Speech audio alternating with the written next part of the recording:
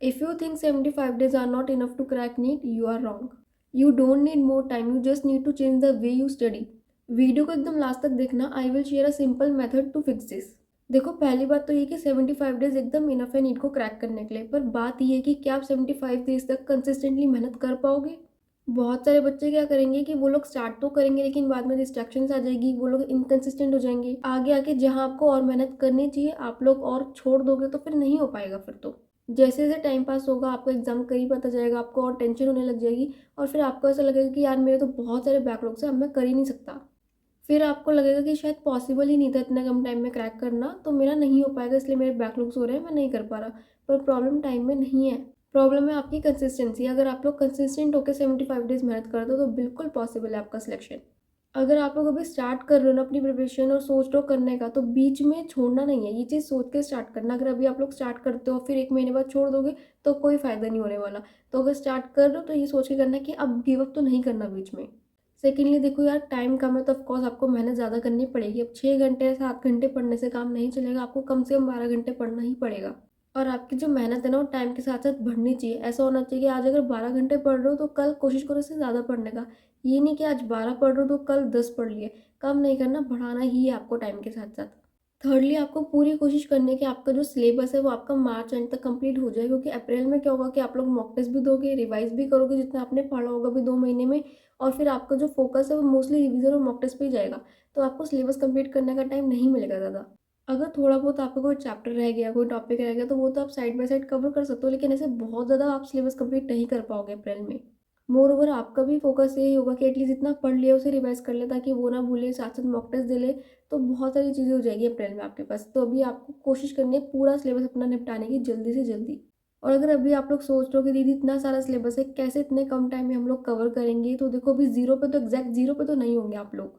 हो सकता है आपने लेट स्टार्ट किया होगा, लेकिन जनवरी में मुझे लगता है बहुत सारे बच्चों ने स्टार्ट कर दी होगी अपनी प्रिपरेशन.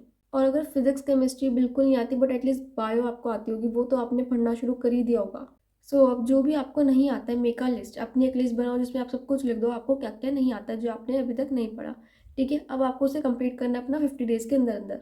तो दो तरीके अपना सिलेबस कवर करने के. पहला कि आप हाई वेटेज चैप्टर से करते चलो, ताकि एंड में अगर आपका कोई चैप्टर बचा तो वो लो वेटेज होगा और उसे कवर करना लास्ट में अप्रैल में ईजी भी होगा.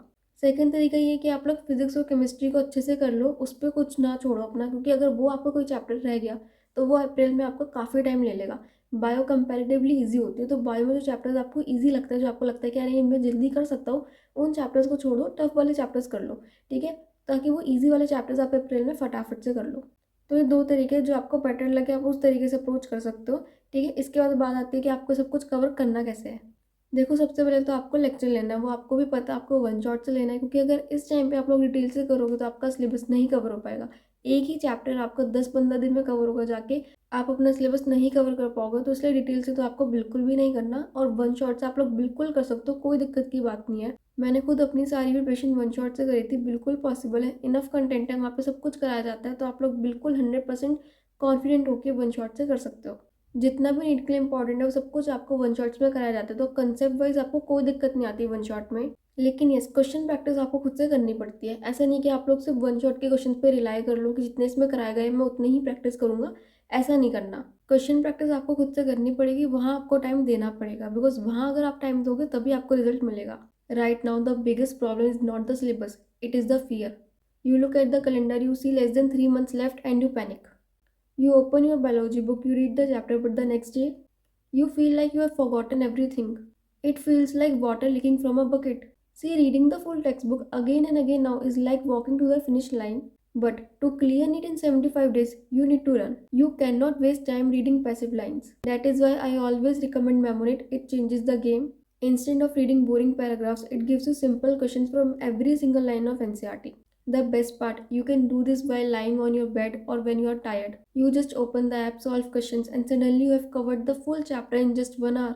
It turns your waste time into productive marks. It's perfect for remaining time, and why do I trust it? Because last year 96% of the questions in the main NEET exam came directly from this app. This is a huge proof. Plus, for the final practice, use the Brahmastra test series. It is not too hard, not too easy. It is exactly the NEET 2026 level. 100% NCRT based, 100% freshly prepared. Each question multi-layered like NEET 2025. printed format and AI-based mistake book. Target is to secure your government MBBS seat. If you utilize these 30 tests and fix your all mistakes after each test, it will 100% boost your marks. Look, I am not saying this is the best app in the world, but I can tell you one thing. Using this will 100% increase your chances of selection. It is very simple. Just download the link in the description. See by yourself and then select your target score. 680 plus, 620 plus, 540 plus. Get your plan and see the difference yourself. देखो mock test देना ना बहुत ज़्यादा ज़रूरी होता है। बिना mock test के आपका सिलेक्शन नहीं हो सकता। तो बहुत सारे बच्चे डर के मारे देते नहीं है, बट वो बहुत ज़्यादा गलत है। आपको मॉक टेस्ट देना चाहिए। मॉक टेस्ट देना, अपनी गलती एनालाइज करना और उसे इम्प्रूव करना है। 3 स्टेप्स जब तक आप लोग नहीं करोगे आपका सिलेक्शन नहीं हो सकता। मॉक टेस्ट आप दोगे आपको तभी पता लगेगा कि आपकी क्या गलती हो रही है, फिर आप उसे इम्प्रूव कर सकते हो, तभी आपके मार्क्स भी इम्प्रूव होंगे। तो बिना मॉक टेस्ट दिए आपके मार्क्स कभी इम्प्रूव नहीं होंगे। More over it builds your confidence. बहुत बार ऐसा होता है कि आपने सब कुछ पढ़ रखा होता है but you don't feel confident about it. वो इसलिए क्योंकि आपने उसका मॉक टेस्ट नहीं दिया कभी भी।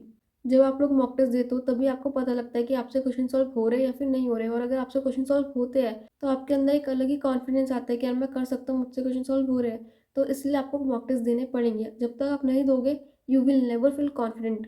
थर्डली, जब आप लोग मॉक टेस्ट देते हो आपको तभी पता लगता है कि आपकी स्पीड और एक्यूरेसी मेंटेन हो पा रही है या फिर नहीं हो पा रही। नीट में आपको स्पीड और एक्यूरेसी दोनों मेंटेन रखनी है। आपको सब कुछ कवर भी करना है टाइम पे और आपको सही भी करना है। तो उसके लिए आपको मॉक टेस्ट देना पड़ेगा। आपको देखना पड़ेगा कि आप टाइम पे कंप्लीट करने के चक्कर में ज़्यादा गलतियाँ तो नहीं कर रहे हो, सिली मिस्टेक्स कितनी हो रही हो, सब कुछ आपको देखना पड़ेगा और आपको उसे मैनेज भी करना पड़ेगा फिर। तो इसलिए मॉक टेस्ट देना बहुत ज़्यादा ज़रूरी है।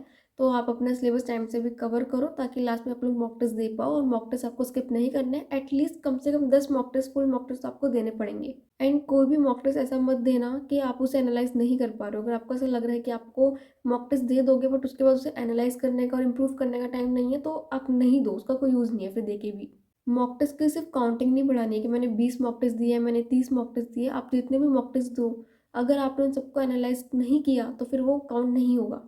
सो ऑलवेज रिमेंबर, जो भी आप काउंटिंग देख रहे हो ना कि हमको इतने मॉक टेस्ट देने हैं, वो इस हिसाब से देखो कि आप उसे एनालाइज भी कर रहे हो, उन गलतियों को इम्प्रूव भी कर रहे हो। अगर नहीं हो पा रहा तो उसे हटा ही दो फिर। एक और डाउट बहुत सारे बच्चों का होता है कि क्या अभी हमें नोट्स बनाने या फिर नहीं बनाने। तो बिल्कुल भी आपको नोट्स नहीं बनाने अभी। आप एनसीईआरटी से रीड कर सकते हो, पीडीएफ से रीड कर सकते हो, प्रिंट करा के रीड कर सकते हो नोट्स को, लेकिन बनाने नहीं है। आपके पास टाइम नहीं बचा बनाने का कुछ भी अब। So that's all for the video. I hope you guys like the video. अगर आपको वीडियो पसंद आई तो ज़रूर से लाइक करना, शेयर करना वीडियो को अपने दोस्तों के साथ जितना ज़्यादा कर सकते हो। चैनल पर अगर नए तो प्लीज़ सब्सक्राइब जरूर करके जाना, बिना सब्सक्राइब किए प्लीज़ मत जाना कोई भी। I have a Telegram channel also, जिसका लिंक आपको डिस्क्रिप्शन में मिल जाएगा। आप जाके उसे ज्वाइन कर सकते हो।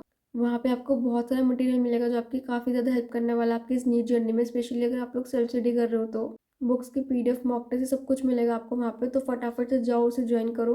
वीडियो में कोई भी डाउट हो तो आप लोग मुझे कमेंट्स में बता सकते हो। नेक्स्ट वीडियो किस टॉपिक पर चाहिए भी जरूर बताना। वीडियो कैसी लगी जरूर बता के जाना। Thank you so much guys for watching my video. All the best guys for NEET preparation.